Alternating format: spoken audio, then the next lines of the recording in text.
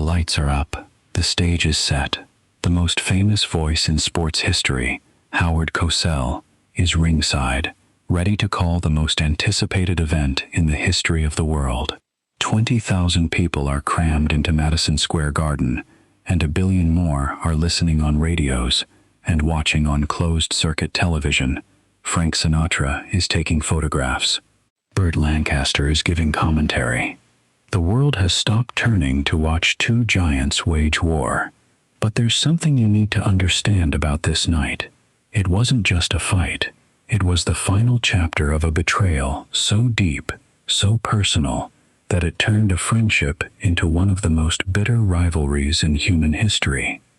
And the man who walked into the ring that night, the man who was supposed to be the villain, the man the crowd and the world had turned against, he was actually the hero of the story. His name was Joe Frazier, and tonight we're finally going to tell his side of it. Now, to understand Joe Frazier, you have to understand where he came from. This was a guy who knew struggle before he even knew how to read. He was born into a world of crushing poverty in Beaufort, South Carolina, the youngest of 12 children on a sharecropper's farm. We're talking about a shack, not a house. He didn't have shoes. He didn't have toys. He had nothing except a burning desire to be something more. His family would gather around the television to watch boxing, and one day, an uncle looked at this stocky, powerful kid and said, "You're going to be the next Joe Louis." And Joe Frazier, with a child's wide-eyed belief, decided that was his destiny. So, he built his own gym. He took a burlap sack, filled it with rags, corn cobs, and Spanish moss, and threw in a brick to make it heavy. He'd hang it from a tree in the backyard and beat it for hours. But he didn't have gloves. So you know what he used? His father's old neckties. He'd wrap them around his hands and punch that bag until his knuckles were raw and his arms were screaming in pain. He got the nickname Smokin' Joe a lot later in life, but that work ethic, that was where the smoke started. That was a fire that could never be put out. When he was 15, the brutal racism of the Jim Crow South forced him to leave home. His mother told him to run, to get out of town, because if he stayed and kept fighting back against the white men who treated him like dirt, he was going to get himself killed. So he took off. He ended up in Philadelphia, and he got a job at a slaughterhouse. Imagine this, a teenager covered in blood and guts, hanging sides of beef on a hook. And what did he do? He punched those carcasses to toughen his fists. That's how he got his nickname, Smokin' Joe, because he said, "The meat would smoke when I hit it." He took that slaughterhouse grit and walked into a boxing gym. And here's the crazy part about Joe Frazier's boxing style. That devastating, bone-crushing left hook that would make him famous, it wasn't a choice. It was a necessity. When Joe was a kid, he got into a bad accident that injured his left arm, and it never healed right. He couldn't straighten it out completely. It was locked in a permanent hook. That disability became his superpower. He couldn't jab properly, so he learned to fight low, bobbing and weaving, coming up from underneath with that hammer of a left hand. It was like God made him for this sport. And then there was the eye. This is a story that almost nobody knows. In a freak training accident, a bolt on a speed bag broke and sent shards of metal flying into his eye. He developed a cataract, and when they tried to fix it, he was left partially blind in his left eye. He spent his entire championship career seeing half of what everyone else could see. He was a one-eyed man, fighting the biggest, baddest heavyweights on the planet, and he was winning. That's not a man. That's a force of nature. He fought his way through the amateur ranks, but he was constantly overshadowed by a bigger guy named Buster Mathis. At the Olympic trials for the 1964 Tokyo Games, Frazier lost to Mathis. His dream was dead, or so he thought. He was on the plane as a backup, the alternate, literally the second choice. But just before the game started, Mathis broke his hand. Joe Frazier stepped in, fought with a broken thumb of his own, and won the gold medal for the United States. He went from a substitute to an Olympic champion. Joe turned pro and started punching a hole through the heavyweight division. He was a wrecking ball, knocking out everyone they put in front of him. But there was a problem. The real champion, the one the world was still talking about, was a brash, poetic, and infuriatingly confident kid named Cassius Clay, who had changed his name to Muhammad Ali. And Ali was in trouble. This is where the story takes a crucial turn. Ali refused to be drafted into the Vietnam War. The establishment hated him. The government stripped him of his title and sentenced him to prison. He was banned from boxing everywhere. He was broke. He was isolated. He had nobody, except Joe Frazier. This is the part of the story the history books often forget. While the world was calling Ali a traitor, Joe Frazier was calling him a friend. Frazier not only spoke up for Ali, he gave him money to keep him afloat. He was a lifeline for Ali when the government was trying to drown him. He stood by Ali and said, "I'll hold the title down for you. I'll keep it warm. Just get through this." You hear me? Joe Frazier was Ali's biggest ally. He was his brother. For years, Frazier defended him. He went to the White House and petitioned President Nixon to let Ali fight again. He did everything he could to help Ali get his life back. And what happened when Ali finally got his license back? The man Joe Frazier saved turned on him. And he did it in the most vicious, personal, and devastating way you could possibly imagine. Ali, the poet, the civil rights icon, the man who was supposed to be about love and brotherhood, decided to destroy Joe Frazier's soul to sell a fight. He started calling Joe the Uncle Tom. He said Joe worked for the white man. Think about the pain of that. For a black man raised in the segregated South, who had to flee his home because of white supremacy, being called an Uncle Tom was the highest insult. Ali said, "There are two types of slaves. Frazier's worse than you to me. One day he might be like me, but for now he works for the enemy." He called him a gorilla. He mocked his appearance. He said he was stupid and ugly and dumb. Ali just kept jabbing a rubber gorilla at him, screaming, "Come on, gorilla, we're gonna have a Thrilla in Manila." Joe Frazier, in his autobiography, wrote that Ali's words were a cynical attempt to make me feel isolated from my own people. And it worked. Frazier was already the champion. He was the one who had been fighting. He was the one with the belt. He was the one who had the money. But Ali had the stage, and he used it like a weapon. He not only beat Joe in the press, he tried to cut him off from his own community.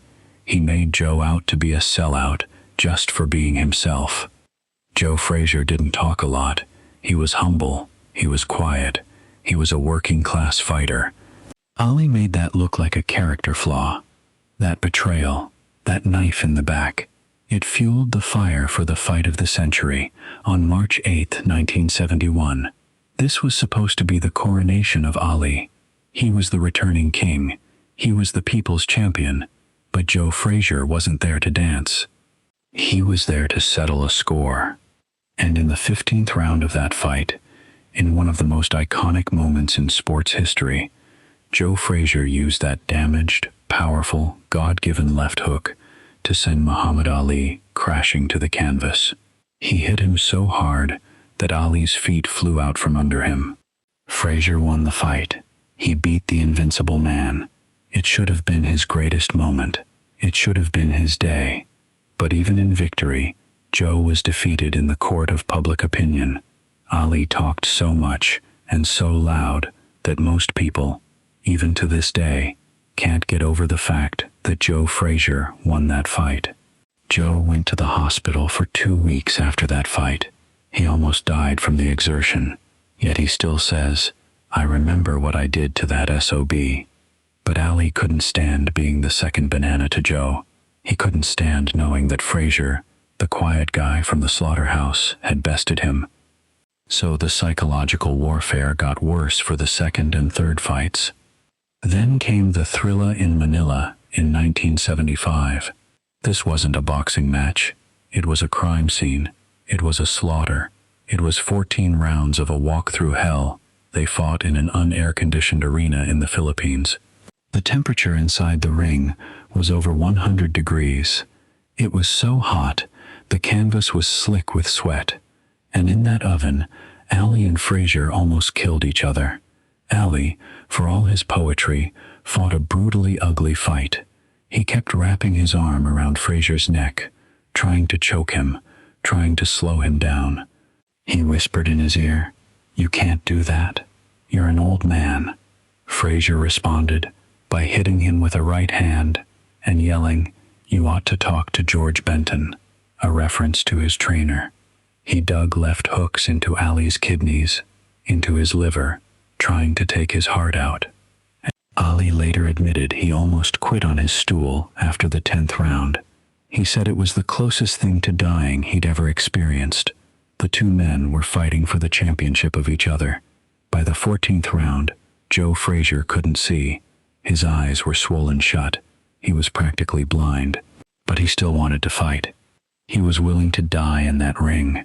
But his trainer, the great Eddie Futch, wouldn't let him. He refused to send his fighter out for the 15th round, telling him, "You don't need this. You've won the fight in my eyes." Joe Frazier lost that fight. But he never admitted defeat, because in his heart, he knew the truth. He knew he had to be dragged from that ring. He knew he had stood toe-to-toe with the greatest, and he had punched him so hard that he gave him Parkinson's. Joe famously said, God wrote it down that Ali was going to be paid back, and he never forgave him. Even after it was over, even after he had to watch Ali, the man who had called him names and humiliated him, become the most beloved icon on the planet, Joe Frazier didn't break. He didn't have the money. He didn't have the fame. He had a boxing gym in Philadelphia, and he dedicated his life to training kids, to giving them a path out of the ghetto. He was the real deal. While Ali was lighting the Olympic torch in Atlanta, Joe Frazier was in a gym in Philly, a real-world version of Rocky Balboa, working with the forgotten youth of his city. And he did it with a smile. He used to sing. He was a terrible singer, but he loved it. He was always singing My Way by Frank Sinatra. That was Joe Frazier. He did it his way. For decades he stayed angry, and he had every right to be. Even when Ali, in his late years, finally apologized, saying, I said a lot of things in the heat of the moment that I shouldn't have said, Frazier was skeptical. Marvis, Joe's son, said that Ali had never apologized to Joe's face. He'd only sent a message through a third party. And if you can't look a man in the eye to apologize for the years of pain and humiliation you caused him, maybe you weren't really sorry. But here is the moment that defines Joe Frazier more than anything else. In 2001, on the 30th anniversary of the fight of the century, Ali did say it publicly. He apologized, and Joe Frazier, the man who had been betrayed, the man who had been called a gorilla, the man who had held on to his bitterness like a shield against the world, said this, We have to embrace each other. It's time to talk and get together. Life's too short. Forgive and forget. That was Joe Frazier. He was a much bigger man than Ali ever was, not just in that ring, but in life. He let the hate go. Joe Frazier died in 2011, and in a final twist of cosmic irony, Muhammad Ali, the man who was so good with words, who was so good at stealing the limelight, was too sick to attend Joe's funeral. He had his wife read a statement. But many believe he would have been there if he could have been, because deep down, in that heart of a champion that Joe always talked about, Muhammad Ali knew that Joe Frazier was the most important man he ever fought. He knew that if it wasn't for Joe Frazier, there was no Muhammad Ali, and he knew as he told a reporter after Manila, "Don't ever let me hear anybody put Joe Frazier down. He is a man." And that's the truth of Smokin' Joe Frazier. He was a man. He was the best of us. He was the underdog who never gave up. He was the loyal friend who was stabbed in the back and still found it in his heart to forgive.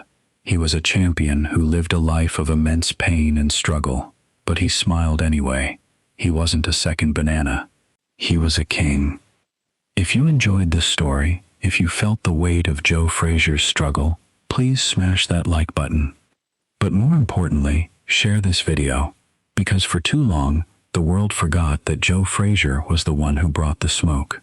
He was the fire. Subscribe to this channel, because we bring you the untold stories of the legends. And what story should we tell next? Should we talk about George Foreman? Or should we talk about the man who beat both Ali and Frazier? Drop a comment below. I'll see you in the next one.